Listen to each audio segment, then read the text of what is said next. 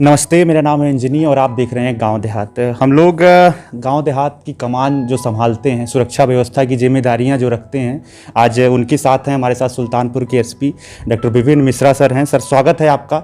और कोरोना महामारी के इस दौर में फ्रंट जो लाइन के योद्धा हैं, उनकी संज्ञा आप लोगों को दी गई है। आप लोग सुरक्षा व्यवस्था देखते हैं, गांव में जो है जो बचाव के लिए लॉकडाउन है उसकी व्यवस्थाओं को किस तरीके से निभा रहे हैं। सबसे पहले मैं इसकी जानकारी चाहता हूं और उससे पहले मैं जानना चाहता हूं कि सर कैसे हैं आप। जो आजकल जो आम सवाल है, लोग यही पूछते हैं कि आपकी तबीयत खैरियत तो है कि नहीं है। तो सर, स्वागत है आपका। ठीक है, आपके सम्मानित चैनल में मुझे निमंत्रित करने के लिए आपका आभार व्यक्त करते हुए मैं अवगत कराना चाहूँगा कि फ्रंटलाइन जितने वर्कर्स हैं, सरकार ने सबसे पहले टीकाकरण अभियान के अंतर्गत उन्हीं को फोकस किया। और पहले पुलिस, फिर मजिस्ट्रेसी, फिर डॉक्टर्स, सारे लोगों को दोनों टीकों के डोज लगाए जा चुके हैं। तो काफ़ी हद तक सारे पुलिसकर्मी सुरक्षित हैं। और हम लोग मास्क, सैनिटाइज़र, साथ ही जो एक प्रॉपर दूरी मेंटेन करने की बात होती है, तो कोशिश करते हैं कि वो दूरी मेंटेन करके ही जनता से संवाद किया जाए, ताकि जनता भी सुरक्षित रहे और हम स्वयं भी जो है जनता की सेवा में तत्पर रह सकें। सर, हमारा जो देश है वो लोकतंत्र है। यहाँ पे लोकतंत्र का सबसे बड़ा पर्व जो है चुनाव के रूप में अभी हाल ही में पंचायत का चुनाव संपन्न हुआ। बहुत हाई प्रोफाइल जो है जिला है और यहाँ पे मेनका गांधी जी स्वयं सांसद रह चुकी हैं और वर्तमान में वो पंचायत चुनाव में भी सक्रिय थी। पंचायत चुनाव में वो आई और उन्होंने जो है जो उनके कैंडिडेट्स थे उनके लिए उन्होंने जन समर्थन के रूप में कहीं कहीं जाके सभाएं भी की थी। तो पंचायत चुनाव को सफल कराने में, सफल आयोजन में बहुत बड़ा योगदान सुरक्षा व्यवस्था के रूप में आप लोगों का रहा। तो कैसा अनुभव रहा आपका सर? और देखिए, पंचायत चुनाव के लगभग 19-20 दिन पहले ही मेरी पोस्टिंग हुई थी, तो मेरे लिए काफ़ी चैलेंजिंग था पूरे ज़िले को समझना और इसके टेम्परामेंट के हिसाब से फिर फोर्स का डिप्लॉयमेंट।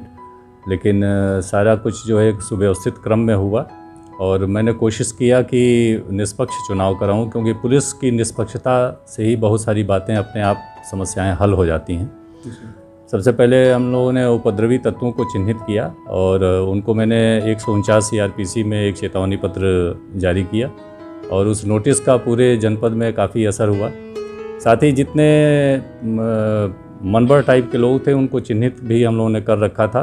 उनका वोट कास्ट कराने के बाद से हम लोगों ने शाम तक उनको थाने पर बिठाए रखा।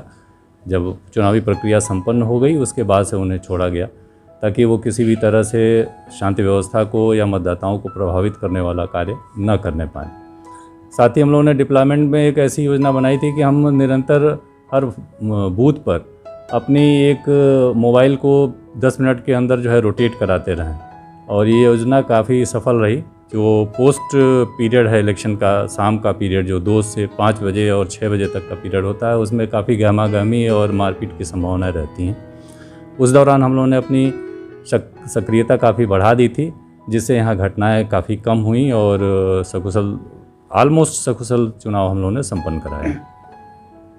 पंचायत का चुनाव जब सब ख़त्म हुआ सर, उसके बाद से सुल्तानपुर की राजनीति में थोड़ा बहुत बदलाव आया और यहाँ की जो सुरक्षा व्यवस्था थी उसमें भी आपने जो है काफ़ी बदलाव किया। कुछ घटनाएं जो सामने आई, मैं उस पर थोड़ा सा जानकारी चाहता हूँ कि यहाँ के जो स्थानीय जनप्रतिनिधि हैं उनके ऊपर जो है कार्रवाई हुई, पुराने मामलों को लेकर कार्रवाई हुई।